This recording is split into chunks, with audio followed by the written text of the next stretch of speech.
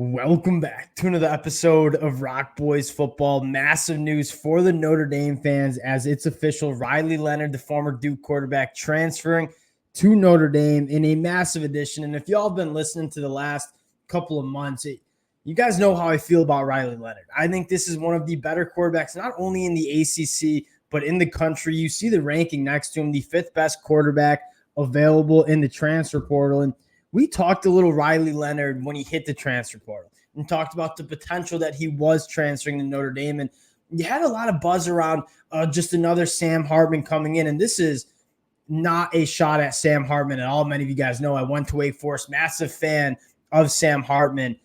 Riley Leonard, in terms of upside and what he can be as a quarterback at the college football level, is much higher than Sam Hartman. In terms of the physical tools that Riley Leonard has, Sam Hartman, again, not a shot at him. There was a reason why he was a six-year quarterback at the college football level. Wasn't really an NFL talent. Riley Leonard, big body, big arm, extremely mobile. He kind of checks all those boxes of being a game changer at the quarterback position.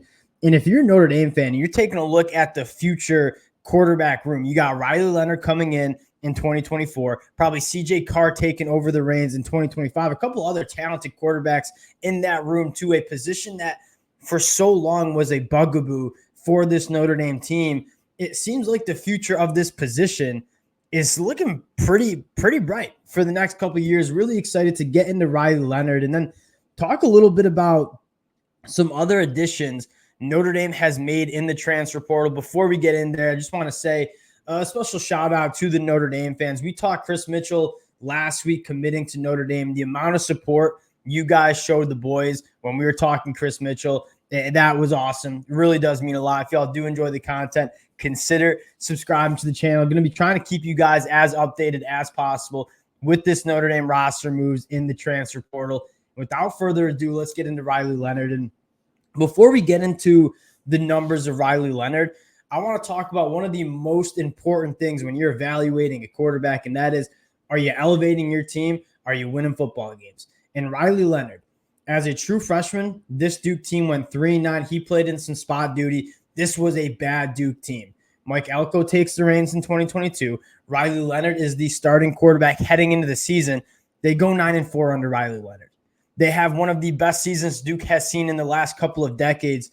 Riley Leonard is not only putting up nice numbers, he's a winner on the football field. And when you're evaluating quarterbacks and you're trying to figure out what quarterback you want leading your team, you want a guy that's shown that he can win football games. That's exactly what Riley Leonard did. In 2023, Notre Dame fans know because he got banged up in the game they were playing Notre Dame. He was a guy that I think a lot of people had as a first or second team All-ACC caliber quarterback heading into 2023 and never really got healthy. And so a guy that when you look at the 2022 stats, you're looking at a quarterback that's winning games, that's a game changer in terms of the quarterback position. Then you look at the numbers, and this is certainly nothing to scoff at, right? 4,500 passing yards on a 62% completion percentage, takes care of the football, 24 touchdowns, 10 interceptions.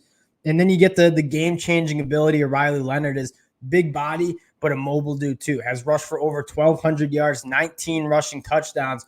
Again, when you're making the comparison, I don't want to draw too many comparisons to Sam Hartman, but it is another veteran quarterback transferring into Notre Dame. Sam Hartman, average arm talent at best, average athlete at best. I mean, with the real allure with Sam Hartman was he was extremely productive at Wake Forest and had a ton of experience. When you look at Riley Leonard, the numbers aren't necessarily what Sam Hartman had coming into Notre Dame, but in terms of what he can be and the physical tool sets that Riley Leonard has, that is, I think, what makes you really excited for this addition to this Notre Dame offense. And we talked about Chris Mitchell. Marcus Freeman is getting aggressive in the portal in terms of revamping this offense, specifically that passing attack. And the quarterback is not the only equation when you're talking about the passing attack. I've been kind of critical at times, and a lot of Notre Dame fans have been critical at times in terms of the wide receiver play for the Fighting Irish the last couple of years. And I think Marcus Freeman looked at this roster and said, yeah, we need to get some bodies in to help this passing attack get a little bit more explosive. It was primarily going through tight end, Chris Tyree, who was a transition running back to wide receiver. kind of paints the picture of the lack of playmakers at the wide receiver position, and they're addressing that. I mean, we talked about Chris Mitchell, one of the more productive group of 5 wide receivers that hit the transfer portal. Bo Collins also transferring to Notre Dame, didn't have the time, or not the time, but didn't hop on and break down Bo Collins. So I want to take a second and talk about Bo Collins, a guy that has been on my radar since I watched him, and I believe the 2021 Clemson spring game when he was a true freshman. And this is a guy that, from a trait standpoint, is special. I mean, 6'3", 215 pounds, was a former top 200 national recruited in that Clemson offense. I don't know if it was Bo Collins' fault as much as that Clemson offense just stunk. It was not creative. It didn't have good quarterback play.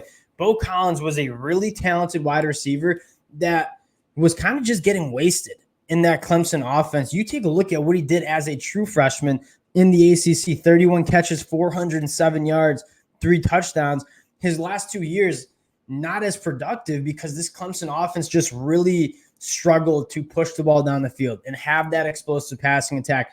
Bo Collins, on his career, 91 catches, 1,200 yards, 11 touchdowns, nothing to scoff at.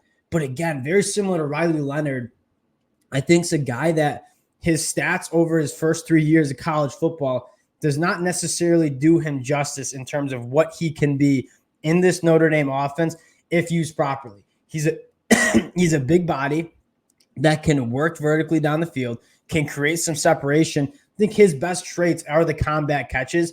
Like when that football's in the air, they're not really 50-50 balls. They're much more 70-30. He has really good ball skills, and how you want to use him is pushing the ball down the field, something we want to see more from Notre Dame. And they go get a guy that I think gives them the ability to do that.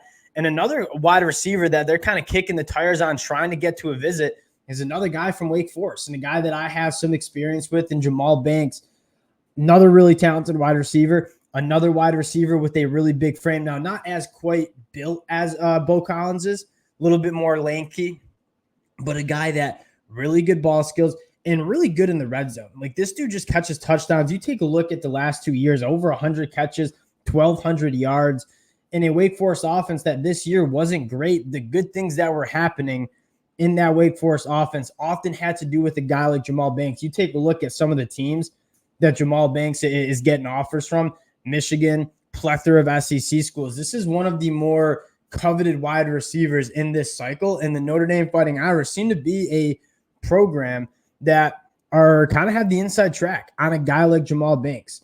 So you talk about Chris Mitchell, you talk about Bo Collins, you talk about potentially adding Jamal Banks, obviously Riley Leonard at the quarterback position. You know you're going to have a good run game. It's a really talented backfield. It's going to be a good offensive line. Now you're looking for how can we get this passing attack to take that next step. And you add one of the best quarterbacks in the transfer portal. You add some really talented wide receivers. Another guy that we talked about that would be a massive addition for Notre Dame is Josh Kelly, the former wide receiver at Washington State. Sounds like it's between Notre Dame, Texas Tech there.